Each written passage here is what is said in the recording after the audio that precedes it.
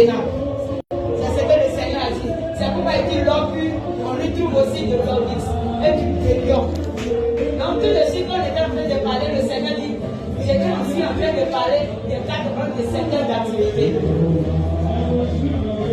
C'est intéressant. Donc vous voyez, ça veut dire que toi tu peux être mis à part à Dieu pour la vente de l'or.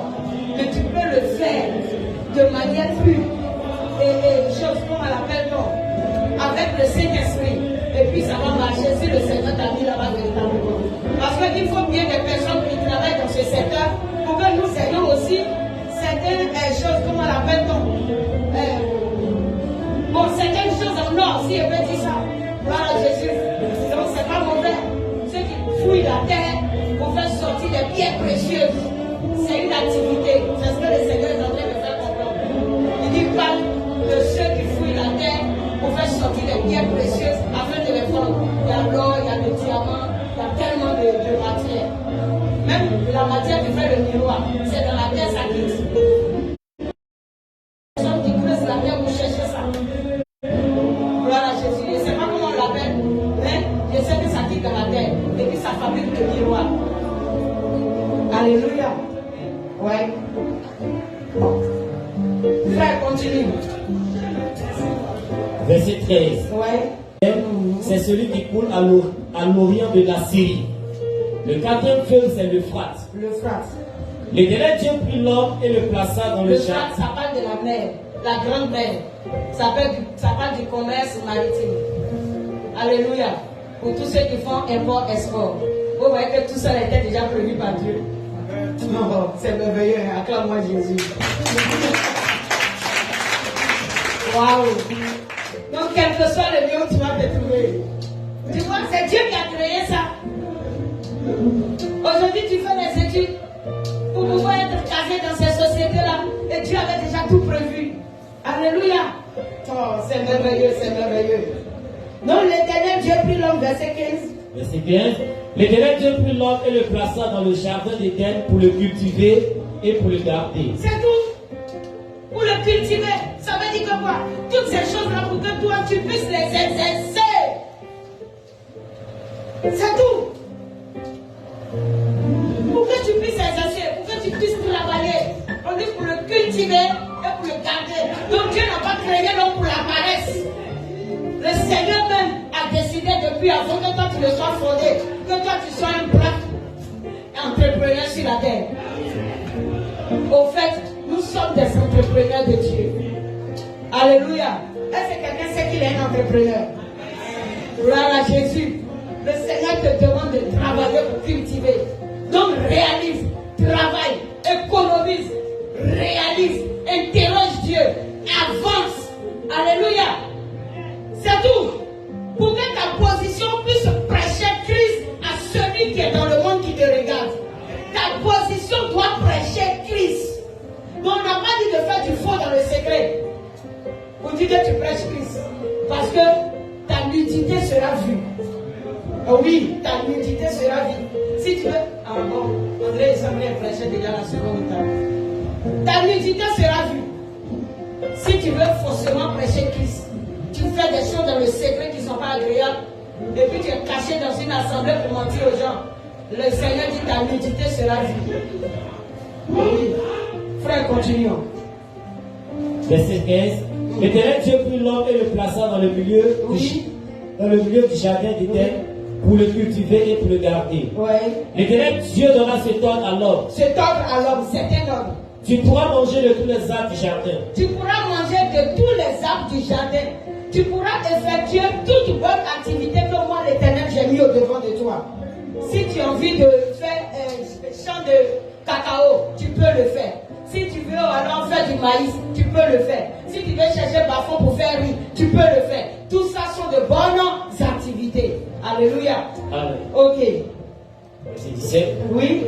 Même tu ne mangeras pas de l'arbre de la connaissance du bien et du mal. Tu ne mangeras pas de l'arbre de la connaissance du bien et du mal. Car le jour où tu en mangeras, tu mourras.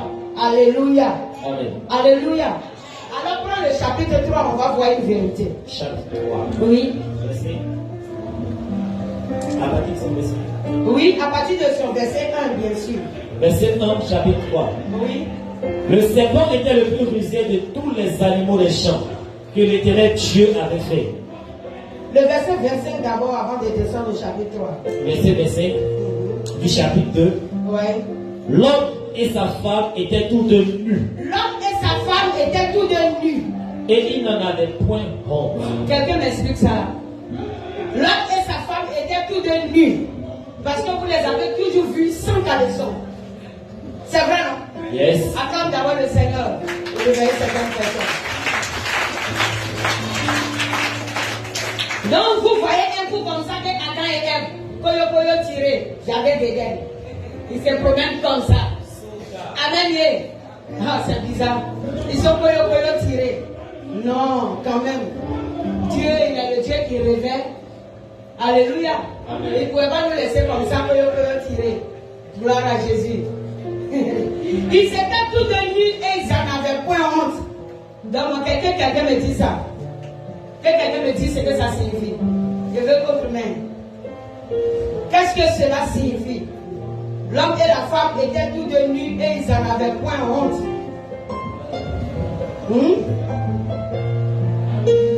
Et il n'y a pas quelqu'un qui veut dire qu'il veut des bénédictions matin là.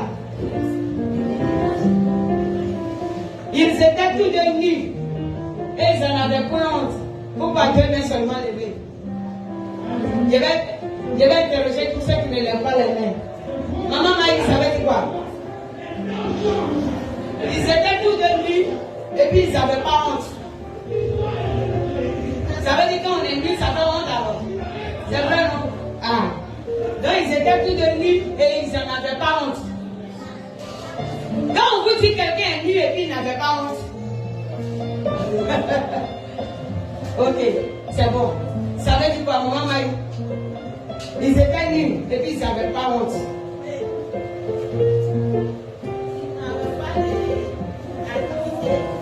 Ils n'avaient pas? Je n'ai pas compris. Envoyez le micro.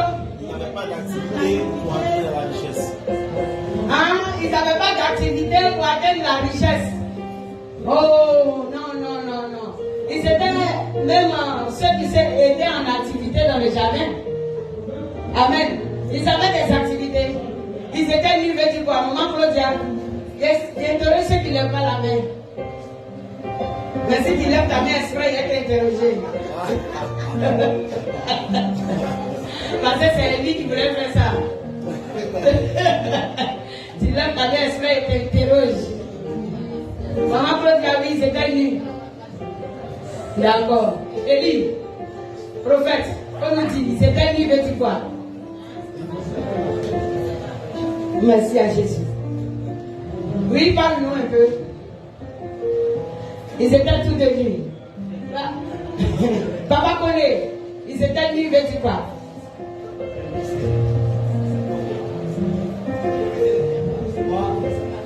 Moi, ma compréhension, Ouais. ça veut dire qu'il n'y avait pas de péché encore. Bon, c'est pas ça. Ils étaient tous deux nus, veut dire quoi? L'homme et la femme dans le jardin étaient tous deux nus. Regardez une chose. Quand le Seigneur a créé l'homme, il ne nous avait pas révélé qu'il était nu. Maintenant, il y a l'homme et la femme et on nous parle de nudité. Ne pensez pas à là où vous pensez. Revenez à moi. Amen. Amen. Parce que quand on dit monsieur, madame sont nus, vous pensez à une seule chose. C'était pas là-bas d'abord. Amen. Amen. Voilà. C'est pas là-bas.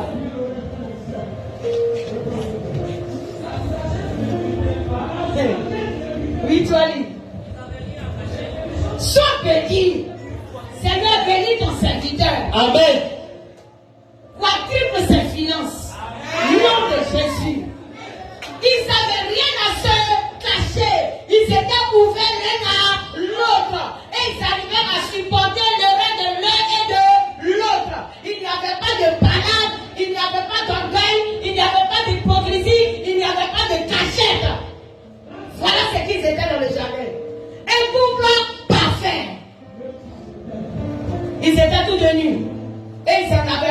honte.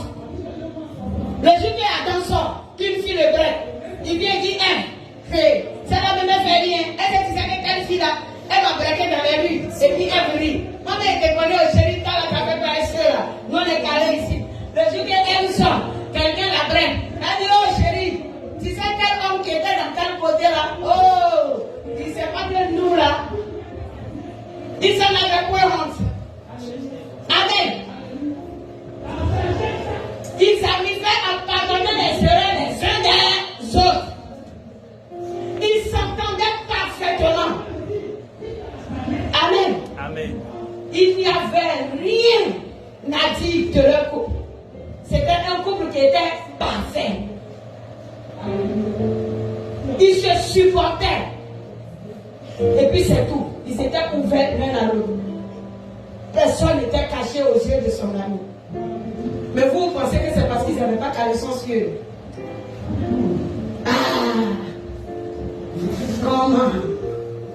Si Dieu a créé l'homme pour qu'il marche sans caleçon, jusqu'à aujourd'hui on allait marcher sans caleçon. Yes. Sinon les animaux, depuis je m'étais créé comme ça là, il n'y a pas quelqu'un qui lui a apporté à lui. N'est-ce pas?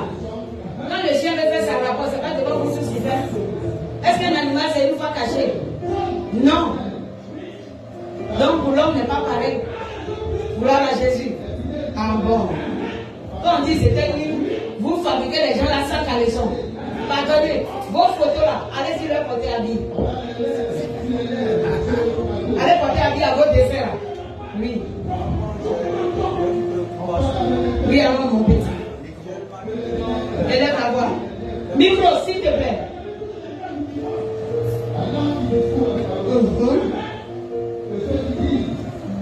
Allons-y. J'ai remarqué que dans les passages de la Bible, Oui. chaque secteur de Dieu a sa façon d'interpréter. Alors que normalement, tous les secteurs de Dieu devait interpréter de la même manière. Justement. Voilà. C'est pourquoi on vous parle de l'ivraie qui est au milieu du blé. Gloire à Jésus. On vous parle de l'ivraie. Parce que, a détecté selon lui que le jardin, comme on dit, c'est au milieu du jardin. Donc quand il regarde l'homme, c'est le cesse qui est au milieu. Donc c'est là-bas que le serpent est rentré. Du coup, Caïn qui est né est le fils d'un serpent. Aïe. Mouton sur mouton, pourquoi Caïn n'est pas sorti en rampant? Est-ce que quand Caïn est sorti, il a rampé? Ah! S'il vous plaît. Donc quand vous écoutez la parole, notez, arrivez chez vous, étudiez avec le Saint-Esprit pour voir la vérité qui est prêchée. Gloire à Jésus. En Éphésiens 4, le Seigneur nous dit quoi? La doctrine est unique. C'est-à-dire la pensée de Dieu n'est pas Dieu. Gloire à Jésus. Amen. On pourrait utiliser ce livre de Genèse pour t'exhorter dans un autre domaine, bien sûr. Mais t'expliquer que dans le jardin d'Éden, c'était vraiment ce milieu creux-là, et que c'est au milieu des arbres là. Il n'y avait pas de gratte, il n'y a rien. Et puis voilà, Adam et Ève, ils dormaient en haut des arbres.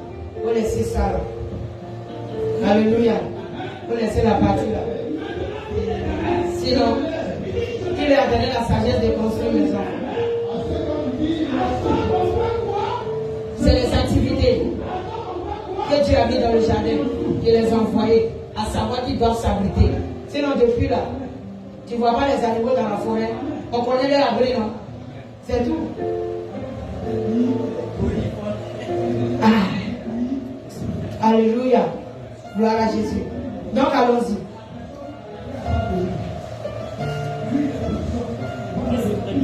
Oui. 3. Oui.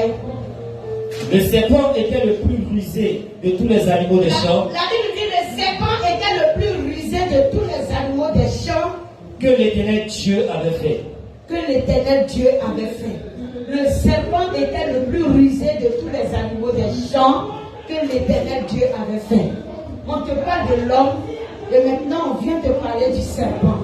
Alléluia. Donc le serpent, on va dire quoi? Qu'il causait avec les hommes. Laissez votre histoire de vie avant les animaux et puis les hommes se parlaient. Laissez ça. S'il vous plaît. Ah, laissez ça. Bon, c'est quoi qui a coupé leur langage? Dis-moi, c'est quoi qui a coupé leur langage?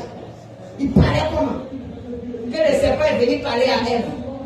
On comprend c'est quoi le Seigneur dit par le serpent? Le Seigneur dit quoi par le serpent? Vous allez rejoindre ma première idée. J'ai dit, Adam est l'homme que Dieu a choisi. Aujourd'hui, les choses n'ont pas changé. Quand Satan veut travailler dans la vie de quelqu'un, il passe par quoi? Il passe par l'homme son prochain. Il passe par l'homme son prochain. L'esprit qui allait parler à Adam et Ève dans le jardin, ce n'était pas un serpent. Le Seigneur a symbolisé le diable par sa ruse. C'est tout. Le serpent est rusé. Il ne sent pas. Il flaire. Est-ce que vous comprenez? Voilà. Donc là où bénédiction doit avoir lieu, il sent ça. Il sent que cette étoile-là, c'est une étoile de gloire. Si cette personne, je laisse, ça ne m'arrange pas moi le diable. C'est tout. Gloire à Jésus. Il ne sait pas, il ne voit pas ce que tu dois devenir selon Dieu. Mais il sent dans ton étoile que Dieu a fait de toi une personne élevée. Il sent dans ton étoile que tu es un grand prophète. Il sent dans ton étoile que tu es une personne riche. Il sent dans ton étoile que tu n'es pas n'importe qui. Donc alors, comme il sent la chose, il va voir comment faire pour t'empêcher de réaliser ce que Dieu a mis en toi. Sinon, il n'a pas vu la chose. Il ne sait même pas le chemin par lequel le Seigneur va passer.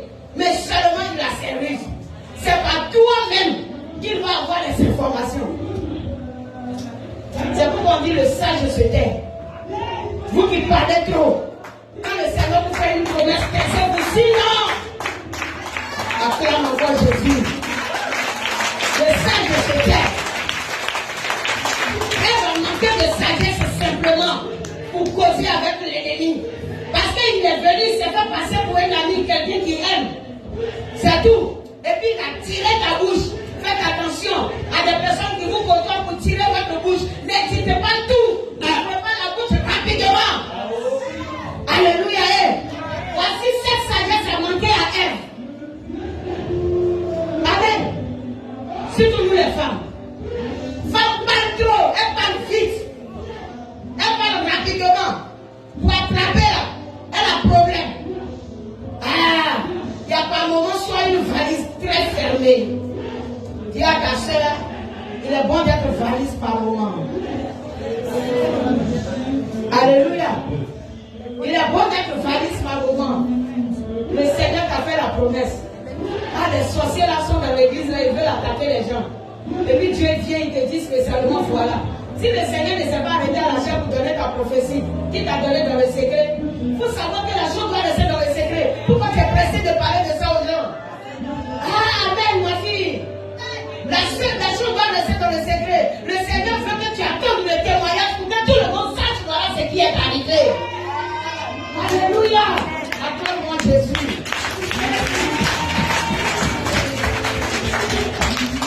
Amen. Là, on a fini de parler à Adam et Ève. Le Seigneur les a choisis. Et puis, ils étaient devenus son confident. On dit chaque soir, Dieu venait. Il se promenait dans le jardin. Il voyait si pour Adam et Ève, tout était parfait. Tant qu'ils restaient dans l'obéissance, les choses allaient continuer parfait. Alléluia. Mais l'ennemi voyait que la joie d'Adam et Ève, ça l'agaçait. Lui, Satan. La joie d'Adam et Ève agaçait Satan. Ça lui faisait très mal. Parce qu'il a été jeté. Il a été jeté et puis il n'y a pas eu de plan de rachat pour lui. Voilà la colère du diable. Il n'a pas eu pour lui de plan de rachat. Il est jeté et puis le Seigneur dit qu'il ne va pas revenir sur sa décision pour reprendre Satan. Voilà toute la colère du diable. Malheur à la terre, le diable est descendu vers vous. Animé d'une grande colère, cherchant qui il va dévorer. C'est tout. Donc si le diable est descendu, ça veut dire que la terre existait. Et la terre existait avec son contenu. Est-ce que quelqu'un me comprend? Si la terre n'existait pas, le Seigneur n'allait pas dire malheur à la terre. Ou bien, on ne dit pas le nom de quelque chose qui n'existe pas. On dit malheur à la terre. Le diable est descendu vers vous. Mais réjouissez-vous, vous qui êtes dans les cieux, et les habitants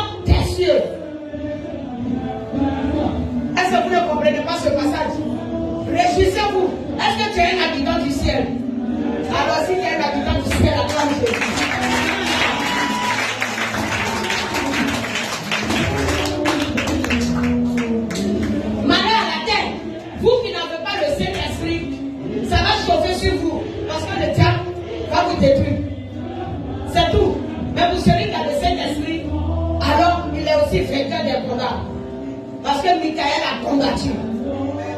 Mais la Bible dit que le dragon a combattu aussi. Gloire à Jésus. Donc, Satan, quand il était au ciel, la bataille a eu lieu là. Est-ce qu'il était un dragon? Mais la Bible nous dit que le dragon a combattu. Mais est-ce que Satan était un dragon? Donc, comprenez les choses spirituelles. Comprenons. C'est spirituellement que Dieu parle. On ne parle d'un serpent. On ne parle d'un homme. On dit que le serpent était le plus brisé des animaux. Gloire à Jésus. 1 Corinthiens 2, 14. 1 Corinthiens 2, 14 nous dit quoi? Je vais ici l'heure. J'ai fini à l'heure, ne vous en faites pas. 1 Corinthiens chapitre 2, Le verset 14 dit quoi? Mais l'homme animal ne reçoit pas les choses de l'Esprit de Dieu. L'homme animal, vous comprenez qui sont les animaux, non? Hein? L'homme animal ne reçoit pas les choses de l'Esprit de Dieu. Continue, frère. Car elles sont une folie pour lui. Et il ne peut les connaître. Il ne peut les connaître. Parce que c'est spirituellement qu'on en juge. C'est spirituellement qu'on juge. Alléluia. Donc arrêtez votre analyse physique là. Le serpent, il n'a pas rampé. Amen. C'est une ruse. Il a procédé par ruse.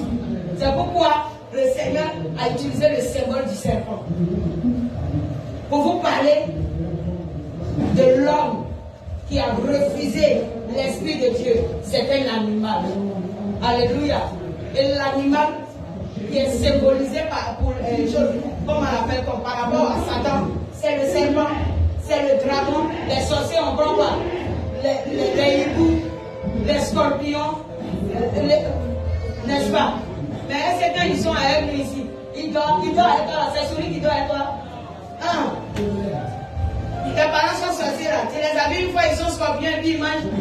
C'est un scorpion qui a dit, ma fille, donne-moi y aller me laver. Est-ce que c'est scorpion qui t'a parlé? Ah bon. Mais sur le plan spirituel, quand il utilise l'image du scorpion, c'est pourquoi? C'est pour dire que si t'attaques là, douleur ne va pas quitter ton corps. C'est tout, c'est un symbole. C'est-à-dire ce qu'il a prévu en lui. L'idée qu'il a eue, il veut t'attaquer, t'envoyer une maladie qui va te conduire petit à petit jusqu'à la mort. Alors c'est l'image du scorpion qu'il prend. Tu as dit maintenant dans ton songe, c'est comme un scorpion m'a piqué. Depuis il y a eu son scorpion m'a piqué là, depuis là il s'est tombé malade, la partie là grattait, maladie là finit pas. Voilà comment ça s'est passé. C'est spirituellement qu'on en juge. Alléluia. Ah. Voilà comment la chose se passe. Oui, lis encore le verset. Verset 14, 15. Oui, continue. Verset 15 maintenant. Oui. L'homme spirituel, au contraire, juge de tout. L'homme spirituel, au contraire, juge de tout. Il est lui-même jugé par personne. Et il n'est lui-même jugé par personne. Amen. Parce que quoi? Il se juge lui-même d'abord. Avant de poser un acte, il a réfléchi selon Dieu. Ça, c'est l'homme spirituel. Il n'est pas un animal. Donc, quand la Bible te parle d'homme et d'animal, voilà à quoi Dieu fait allusion. Alléluia. À la pensée qui a animé la personne qui vient vers toi. Gloire à Jésus. Tu peux trouver que dans un son, tu as dit chien m'a mordu. Pourtant, c'est un sorcier, c'est pas que c'est chien. Tu vois un peu? Oui. Quand quelqu'un dit tu as tué un mouton. Voilà. Quand on dit tu as un mouton, ça veut dire quoi? Tu réfléchis pas, tu es bête. Sinon, est-ce que c'est parce que tu en bois? Tu belles ou bien quoi? Est-ce que c'est parce que tu belles? Tu ne belles pas. Mais on dit, mais lui là, il est mouton quoi. Quand tu suis quelqu'un, vous dites, hé, chien là. Tu l'as une fois vu en train de faire wow wow. Alléluia. C'est spirituellement que les choses se jugent. Alléluia. Prends 1 Corinthiens 14 encore. 1 Corinthiens 15 du moins. On va commencer maintenant au verset 44. Dans notre même Corinthien. 1 Corinthiens 15, verset 44. Ouais. Il est semé corps animal. Il est semé un corps animal. Il ressuscite corps spirituel. Il ressuscite corps spirituel. S'il y a un corps animal, S'il y a un corps animal, il y a aussi un corps spirituel. il y a aussi un corps spirituel. Donc comprenez de quoi Dieu veut parler. Est-ce qu'il parle des animaux? Non. Alors ici, corps animal veut dire quoi? Corps animal alors dit quoi? Papa Babou, corps animal c'est quoi alors? Voilà un pécheur, c'est bien dit même. Quelqu'un qui n'a pas Dieu, c'est un pécheur. Il est semé corps animal. Il ressuscite corps spirituel. À cause de quoi? L'Esprit de Dieu. Alléluia. Oui, frère, continue. Verset 45 maintenant. Oui. C'est pourquoi il est écrit. C'est pourquoi il est écrit. Le premier homme, Adam. Le premier homme, Adam. Vous comprenez? Ça veut dire que Dieu a pris un animal sur qui il a soufflé pour donner la vie. Il n'est rien. Le premier homme, Adam. Vous comprenez l'explication de Paul? Est-ce que vous comprenez son explication? Frère Raymond, tu n'as pas bien compris. Verset 44. Paul est en train de vous dire, quand Adam n'avait pas encore reçu le souffle de Dieu, il était comme un animal.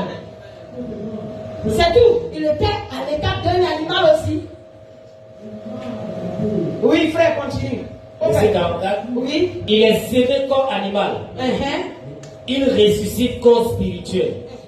S'il y a un corps animal, il y a aussi un corps spirituel. Il y a aussi un corps spirituel. C'est pourquoi il est écrit. C'est pourquoi il est écrit. Le premier homme, Adam. Le premier homme, Adam. Devait une âme vivante. Il est devenu une âme vivante. Oui.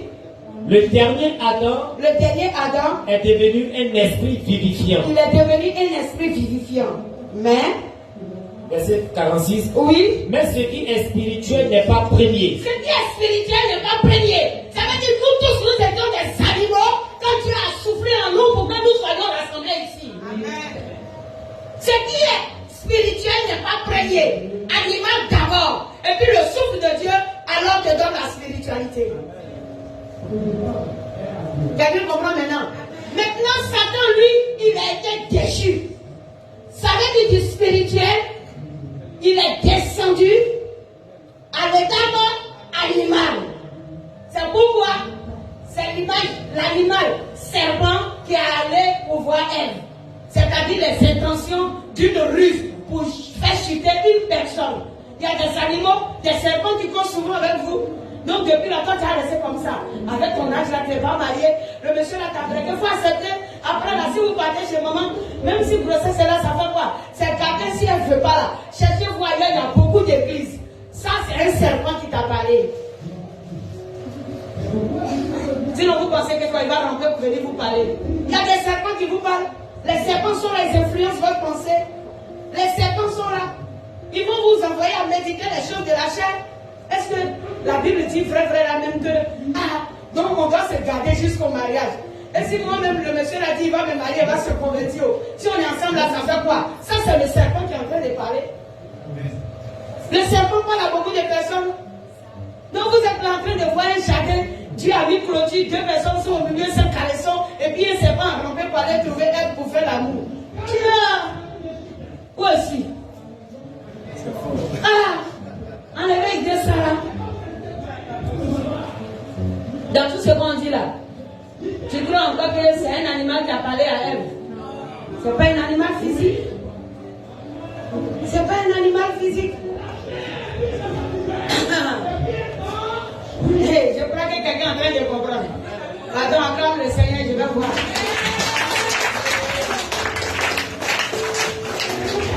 Ouais. Le verset 46 dit quoi? Verset 46. Oui. Mais celui qui est spirituel n'est pas le premier. Mais ce qui est spirituel n'est pas le premier. C'est ce qui est animal. C'est ce qui est animal. Ce qui est spirituel vient ensuite. Ce qui est spirituel vient ensuite. Verset 47. Oui. Le premier homme tiré de la terre est terrestre. Le second homme est du ciel. Alléluia. Donc ta première nature, c'était la nature terrestre. Mais maintenant tu es né de nouveau, non? Tu es né de nouveau, non? Allez, tu es le second homme de là. Le premier homme a renoncé aux parents, a renoncé au monde, a renoncé à la débauche. Mais le second homme maintenant vit les choses de l'Esprit de Dieu. Le premier homme est terrestre. C'est normal. On dit, depuis la fois tu as 35 ans, et puis tu ne veux pas chercher femme. Pourtant, quand tu es chrétien, 35 ans, on ne te dit même pas de chercher femme, même si c'est 100 ans. Alléluia. On te dit d'attendre le mariage. Mais le monde va te dire quoi? Tes parents terrestres, qui sont nés de la terre, qui sont encore poussés, vont te dire quoi? Tu es assez grand, faut partir. Même quand ils te sapent le soir pour dire que tu sors avec un gars, ta maman dit, prends sur l'épaule, faut m'envoyer quelque chose le matin. Ça, c'est la terre. Vrai ou faux? Aïe, ils savent que tu n'es pas marié, mais ils vont te dire que tu es déjà grande. Ils disent quoi par là? C'est la terre qui résonne comme ça. Mais lorsque nous quittons à l'étape de la terre, que nous ne sommes plus terrestres et que nous devenons célestes, les raisonnements changent. Les décisions changent. La vision change. La manière de voir les choses change. C'est pourquoi nous ne voyons pas comme eux ils voient. Lorsque tu acceptes le Seigneur, les années passent, que tu n'as pas encore marié. Tes parents ne se préoccupent pas si toi tu vis bien la vie chrétienne. Ils disent c'est quoi-même? C'est dans quelle église tu te trouves et puis tu ne te maries pas là. C'est ça qui est là, non? C'est ça. Ils ont raison de dire ça. Parce que quoi? Ils n'ont pas reçu le souffle que nous avons. Gloire à Jésus. Et ils respirent la terre. Et nous respirons le ciel. Alléluia. Dans le même monde, ils respirent la terre et nous respirons le ciel. Mon frère, il ne faut pas couper ton souffle pour descendre là-bas. Dis à quelqu'un jamais. Amen. Est-ce que tu veux couper le souffle? Tu veux couper le souffle? Non. C'est une grâce de l'Éternel pour ta vie. Le souffle là ne t'appartient pas. On dit c'est Dieu qui souffle. Alléluia. Ça c'est une grâce. Il y a des personnes qui vont te regarder, vont jamais comprendre pourquoi. En tout cas, tu es zélé comme ça pour le Seigneur. Ils ne vont pas comprendre. Mais celui qui a l'Esprit de Dieu te comprend. C'est tout. Maintenant, si quelqu'un est dans l'église qui ne te comprend pas, c'est un serpent. Parce que le serpent s'introduit dans le jardin. Là où Dieu veut te bénir, le serpent vient. Il te détourne de la bénédiction parce qu'il sait que la chose est proche. Ah, gloire soit rendue à Jésus. Acclame encore le Seigneur.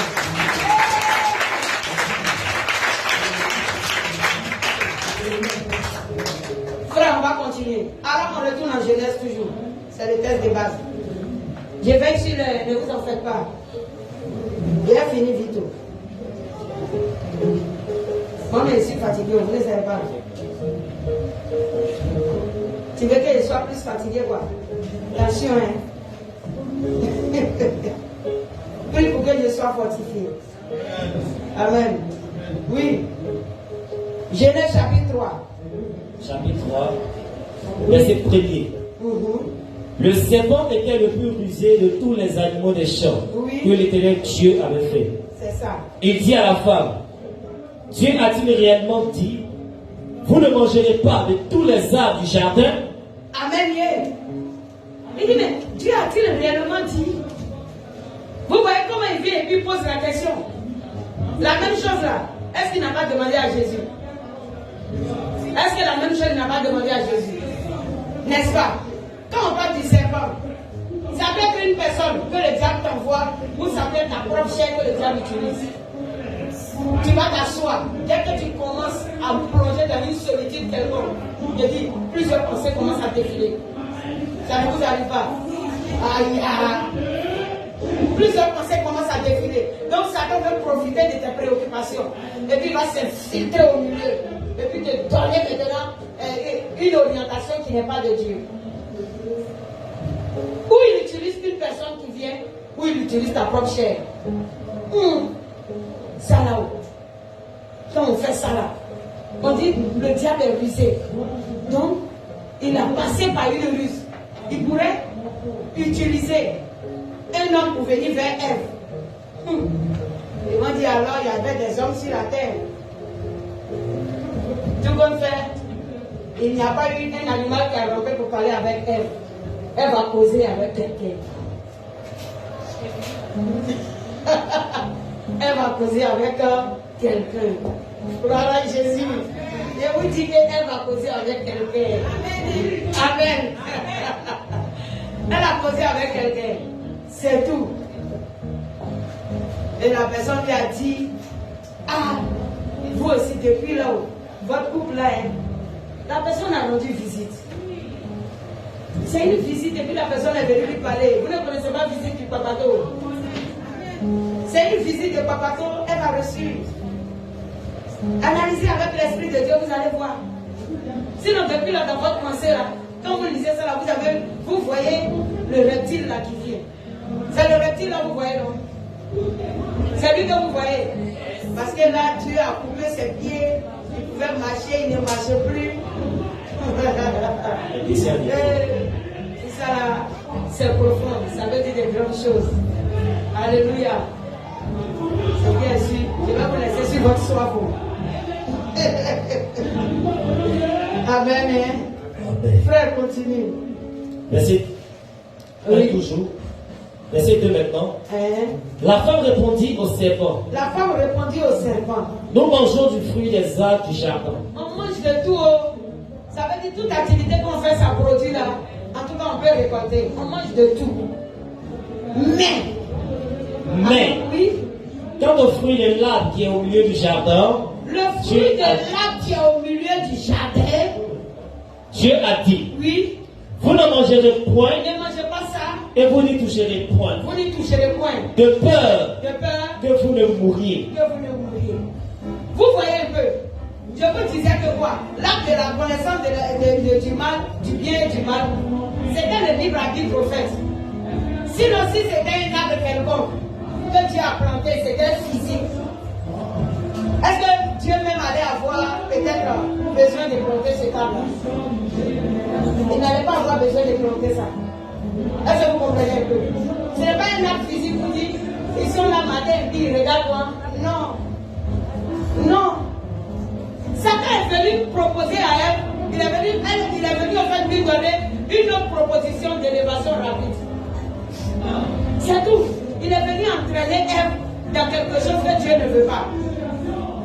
Il voulait que Ève et Adam et Ève, en tout cas, laissent la position de Dieu et rejoignent lui sa position afin d'être perdu avec lui. C'est tout. Donc il est venu par ruse, comme vous là-haut. C'est comment? C'est comme une fois que Dieu voit ta femme, vous êtes là, vous vivez tranquillement votre foyer, il n'y a pas trop d'argent, mais il n'y a pas de palabre. En tout cas, vous arrivez à subvenir à vos besoins, à nourrir vos enfants tranquillement. Et puis, serpent va venir. Une serpent va arriver pour dire à ta femme, ah, toi-même ton mari là-haut, comme je le vois là, on dirait, il ne te donne pas l'argent de fin du mois. Hein? Tu dis l'argent de fin du mois, comment si il me donne l'argent, comme il n'a pas beaucoup là, chaque jour, s'il veut aller au travail, il me laisse 2000 francs, il me laisse 1000 francs, il va dire, moi il fait quoi avec 2000? Ça c'est serpent qui parle. Serpent te dit, moi il fait quoi avec 2000? Que moi comme ça là, pour ma pommade seulement là, mon mari me donne 50 000. Et puis il y a pour mon déjeuner. Déjeuner là, en tout cas c'est 1000 francs chaque jour, là il me donne 30 000. Ça fait 80 000. Et puis les autres soins. Donc mon argent de poche de fin du mois me fait 100 000. Faut voir ce qu'elle est en train de faire. Ah, il me donne la même eau. Mais dis ton mari là, c'est qu'il a l'argent, il fait quoi?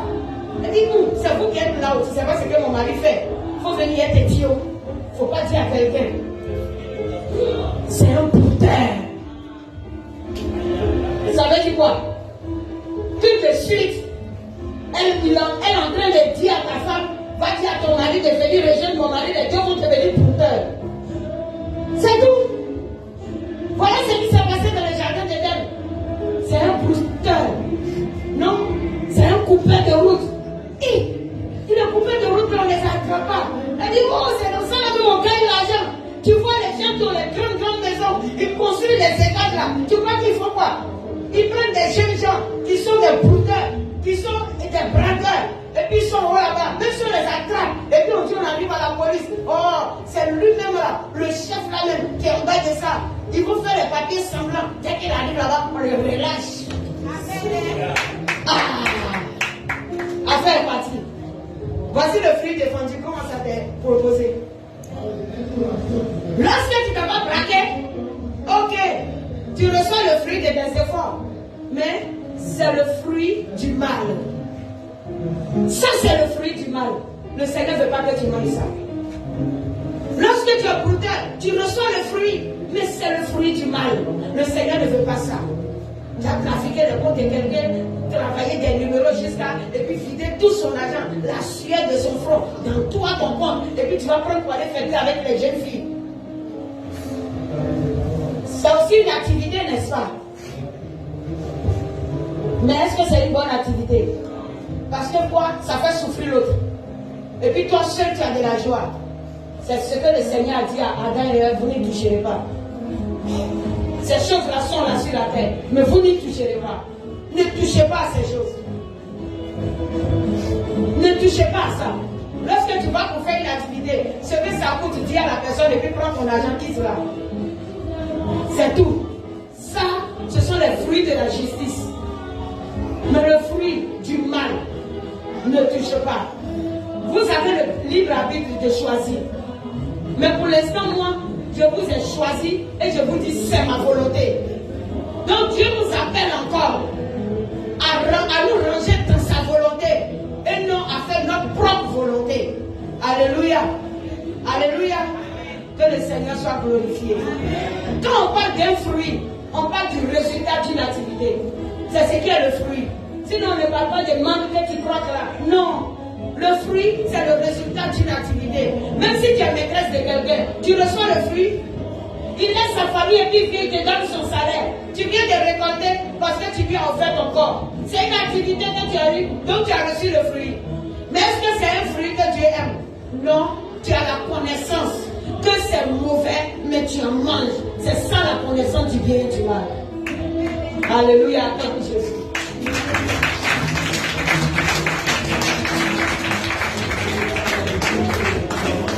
Gloire soit rendue à Jésus. Quand on parle du milieu du jardin, c'est-à-dire que quoi? C'est le sommet de la gloire que l'homme peut rechercher sur la terre. C'est tout. Le milieu du jardin, c'est chercher à atteindre le sommet.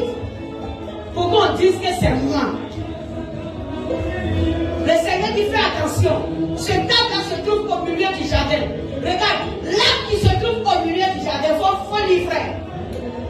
Il a précisé. Il dit l'arbre se trouve au milieu du jardin. Ça veut dire que ça converge ta pensée vers la gloire. Et puis il te dit si tu fais ça là, c'est terminé. On ne pourra pas t'arrêter. Tu auras des voitures, tu vas compter tes millions. C'est tout. Et puis la personne calcule, il médite sur ça. Et puis il se lance maintenant dans des sacrifices. On dit non, mais si tu as combien d'enfants? Tu as 3. Il faut donner un seul. Et puis tu vas devenir riche. La situation de toute ta famille va changer. Il ne dit rien à sa femme. Il s'en va, il livre son enfant. Il sait qu'elle a fini de livrer. Les premiers jours, il vient à la maison. En tout cas, il est mélangé dans lui-même. Et puis maintenant, les esprits là commencent à se manifester à lui pour dire si tu dévoiles le secret, tu vas mourir. Donc il est là maintenant, il est perturbé, il réfléchit. Je préfère garder le secret pour qu'un seul enfant meure là, je peux faire encore les autres. C'est ça, non? Ah oui, c'est comme ça vient. Oui, frère. Merci. Oui. Il dit, mais quant au fruit de l'arbre qui est au milieu du jardin, quant au fruit de l'arbre qui est au milieu du jardin, Dieu a dit, vous n'en mangerez point. Attention, vous n'en mangerez pas. Et vous n'y toucherez point. Vous n'y toucherez point, ne touchez même pas. De peur oui, que vous ne mouriez. Sinon vous allez mourir. Mourir là, t'es en train de signifier quoi? Vous allez perdre la vie de Dieu qui est en vous. C'est tout. Vous avez posé ces gens d'actes-là, vous allez perdre la vie que j'ai mis en vous. Vous allez perdre ma présence. Vous allez perdre la communication avec moi. Vous allez me perdre. Si vous mangez, vous allez mourir. Parce que vous étiez des morts. Je vous ai soulevé et j'ai mis en vous un souffle afin que vous soyez des vivants. Donc si vous agissez mal, vous allez retourner à la mort. Au fait, vous allez rétrograder. On va s'arrêter là, dimanche prochain. Merci Jésus.